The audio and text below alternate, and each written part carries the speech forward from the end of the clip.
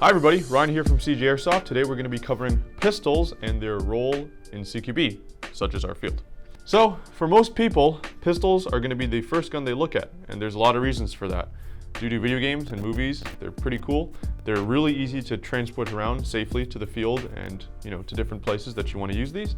They also tend to be a little bit cheaper on average than rifles or primary weapons, but we'll get into that.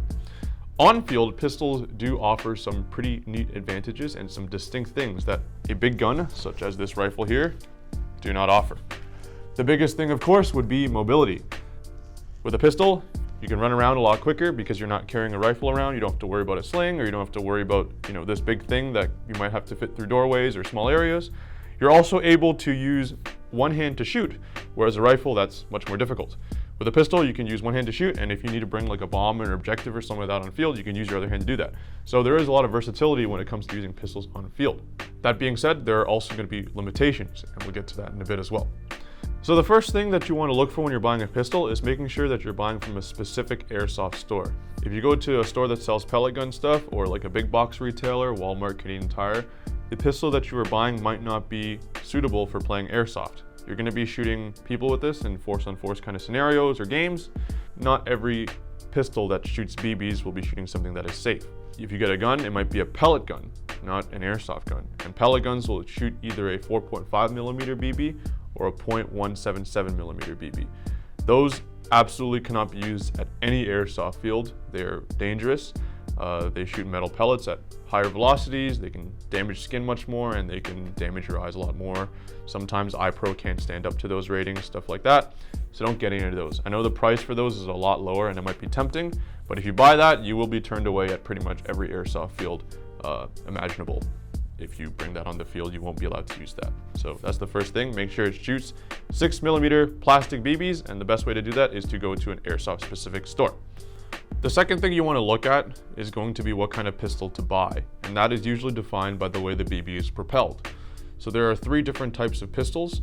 They're going to be spring-loaded, non-blowback, and gas blowback. There's some outliers out there, but we're not going to worry about those. The first, cheapest, and most easy to find pistol is going to be a spring-loaded pistol, or a spring-powered pistol, and I have one here. So you can tell this is a spring-powered pistol because it looks like crap. Generally, most spring-powered pistols don't look too great. The magazine is basically just a box with a spring, and the way that this pistol works, as I'm going to demonstrate with the gas pistol, is there's a spring inside, you cock the gun, it loads the BB in, the spring cocks back like a tiny little piston, you pull the trigger and it shoots one BB at a time, and then you have to recock it to shoot it again, just like so. And you can imagine a BB coming out of that, and all that good stuff. So this is not really great for any serious airsoft gaming, because on the field, you're gonna have guys shooting AGs at you, gas blow pistols at you, and you're gonna be there stuck with your dinky little gun doing that. Also, they tend not to be made really well. They're not really made to be fixed, repaired. They don't really have much aftermarket support like holsters, pouches, rails, all that stuff. They're kind of made to be, taken to your backyard, you plink with them, and they break and you throw it away. So I do not recommend these for airsoft use at all. There might be some examples out there that are great, but generally spring pistols, avoid them. The next example of pistol, and I don't have one on the table, is going to be a non-blowback pistol. Now there are really good examples of really competitive non-blowback pistols, such as the Tokyo Marui Mark 23. However, in general, non-blowback pistols tend to be just spring pistols, but they have an auto cocker or something like that, and they load the BB inside without the slide reciprocating. The best way to tell if a non-blowback pistol is not great is if it has a little stick banana mag, generally not too good. They do use like CO2 inside, and how they work is, I'm gonna use this pistol again, is you pull the trigger, it's usually a really heavy and crappy trigger pull, and it just shoots the BB. Like spring pistols, they tend not to be well made, no aftermarket support, you use them to plink at cans in your backyard, they break, and all that stuff. Also with non-blowback pistols, because there's no gas being used for the reciprocation of the slide, a lot of them do shoot really hot FPSs too. So they might not be able to be used at an indoor field such as our field, or they might not even be able to use it at an outdoor field. I've seen non-blowback pistols shooting at like 450, 500 FPS, so check with that before you buy a non-blowback pistol. The most common type of pistol that there is, that's basically kind of the AEG, the gold standard of pistols, is going to be the gas blowback pistol.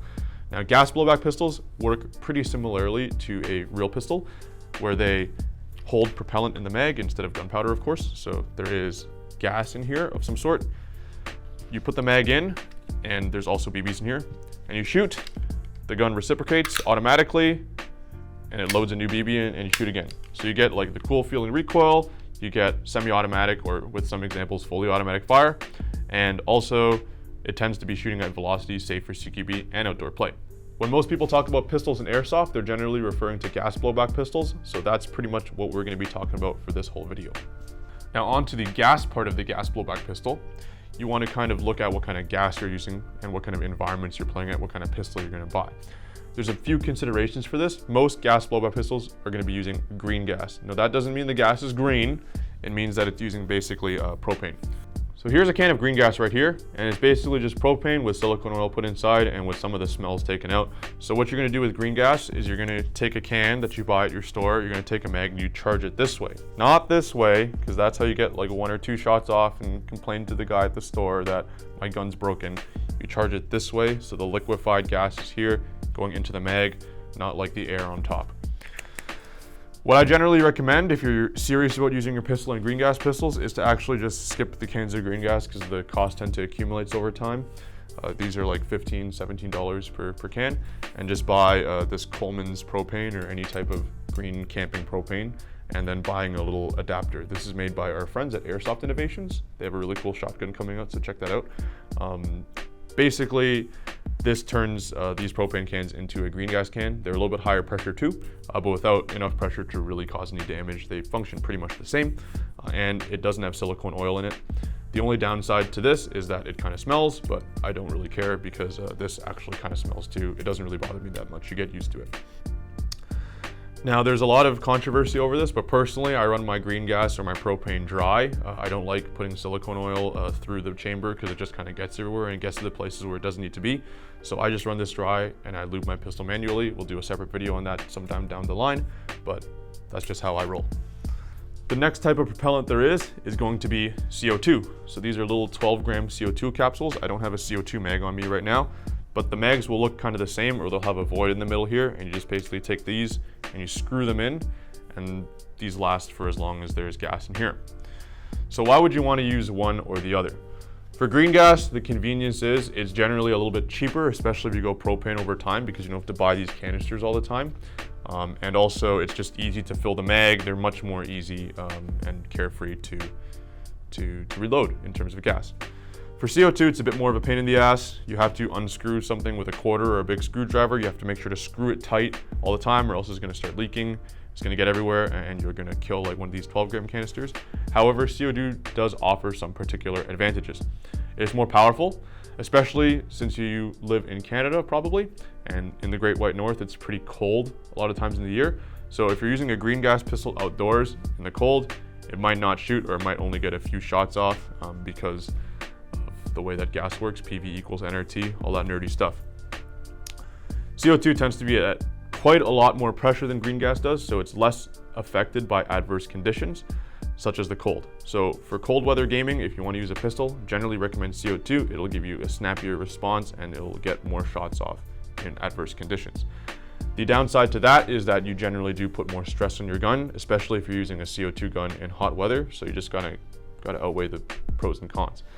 Not all airsoft guns can also take CO2, so if you have like a plastic Tokyo Marui gun or a gun that isn't made for a CO2 magazine, if you run CO2 in it, it might break the gun, so don't do that. Generally, guns that can take CO2 can also take green gas, but not all guns that can take green gas can take CO2.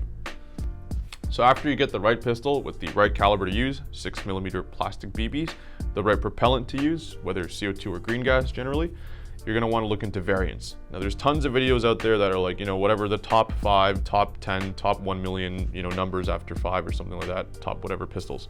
But here at Siege, we don't like to teach people about what gun to buy. We like to teach people about critical thinking on Kit Critical. So we're not gonna teach you about what gun to buy. We're gonna teach you about what should you be looking for. And the biggest thing you wanna be looking for is aftermarket support, which includes holsters, mag pouches, magazines, and part support on the inside. Now this all might sound like a lot to a newer player, however, it's really important. If you were to go to the back of any airsoft store, I guarantee you this, you're going to be finding a lot of boneyard guns there that they cannot fix, and most of them are pistols. And the reason that is because a lot of pistols do not have aftermarket support The part support is really, really scarce. You have to order some obscure part from Asia, and you're pretty much SOL if the pistol decides to go down.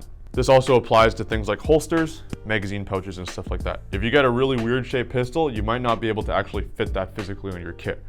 Or you have to buy a holster from the US or some other place that's really expensive, or you might not even be able to get it into Canada. And if you're actually running a game and you're considering being competitive or, having fun with your kit, you want to make sure that it's on you and it's convenient and you don't have to worry about it. So those are things I really consider. A lot of the times with these kinds of things, you're at home, you're going to be dry firing, practicing, racking it really hard and all that stuff. They actually go through a lot more stress than an AEG does. So if you're like racking your pistol a lot, doing a lot of cool reloads and stuff like that, sears will break, trigger bars will break, all those parts in the inside will break. So you want to make sure that you get a pistol that can easily have those replaced.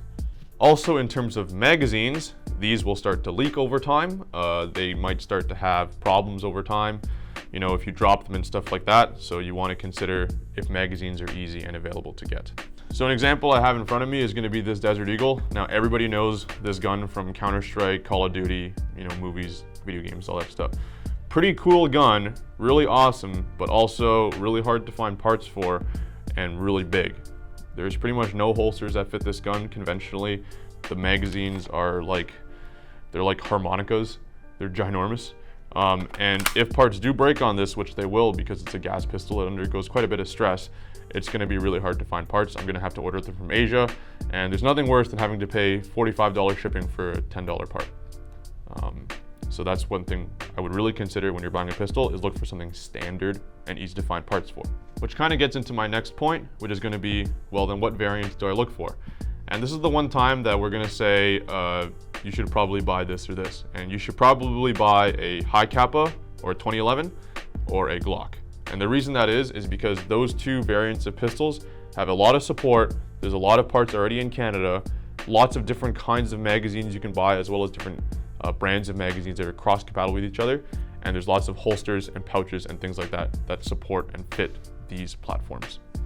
You can really easily see this on the airsoft field. If you see players that are running pistol primaries, they're usually going to be running a high Kappa or they're going to be running a Glock. There's very few pistol primary players that are using things like M9s, 1911s to a lesser degree, USPs, all those weird guns. And I get that everybody likes to be a special snowflake and have their own little weird gun, but there's nothing worse than having a weird gun that's broken that you can't play with, that you spent $250 on, $300 on, whatsoever. So that's why we recommend getting a Glock or high Kappa. They're standard. You can trick them out to look, the way you want them. So while it might be like the Honda Civic, you can have like a riced out gun, no problem. And there's just like a lot of variations and options with them. And most importantly, you can have them on the field and you don't have to really worry about things going down because you can always get stuff for them down the line. So the price variations for pistols is just like AEGs. You have like the $100 pistols. I would generally avoid pretty much the cheaper brands of pistols. A lot of the times they don't even work properly out of the box actually. I would go for something a bit more high end, especially if you want your pistol to be shooting nice out of the box, which they tend to. So I would kind of budget around 200 or up for pistols. I would look at brands like the big brands, TM, KGW, WE, KWA, stuff like that. If you generally stick with the bigger brands, you're gonna be okay. If you go for like the weird knockoff kind of brands of like the knockoffs of the knockoffs of the knockoffs, you might end up to some problems down the line, especially because most parts are gonna be spec'd to fit TM stuff because they're kind of the godfather of all these pistol designs. The more knockoff you get, the worse the tolerances get, the worse their machining and tooling gets, and the worse aftermarket parts and even things like holsters and mags will fit. After you kind of choose, all those things that we mentioned above, then you kind of want to look at how do I get my pistol to a gameable state? And by gameable state, I mean, you're going to be running around with this, maybe as your only gun, maybe as your first gun.